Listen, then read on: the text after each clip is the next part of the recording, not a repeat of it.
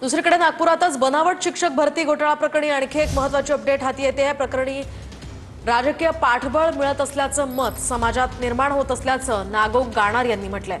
दरम्यान या तपासासाठी एसआयटीची ही मागणी त्यांनी केली आहे। 1600 कोटींचा हा भ्रष्टाचार आहे, मात्र अद्यापही बोगस शिक्षकांचा पगार सुरू असल्याचं गाणार यांनी म्हटलंय। शिक्षक भरती घोटाळ्यामुळे सरकारची प्रतिमा डागाळतीये असंही गाणार म्हणाले।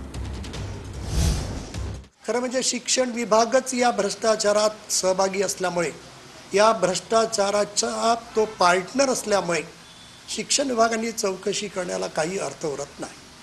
आणि म्हणून आमची मागणी आहे महाराष्ट्र राज्य शिक्षक परिषदेची की राज्यात 2 मे 2012 नंतर जो मोठ्या प्रमाणात नियुक्ती घोटाळा झाला आणि शासनाची तिजोरी मोठ्या प्रमाणात लुटली जात आहे, त्याचं सत्य बाहेर काढायचं असेल तर SIT द्वाराच चौकशी केली गेली पाहिजे।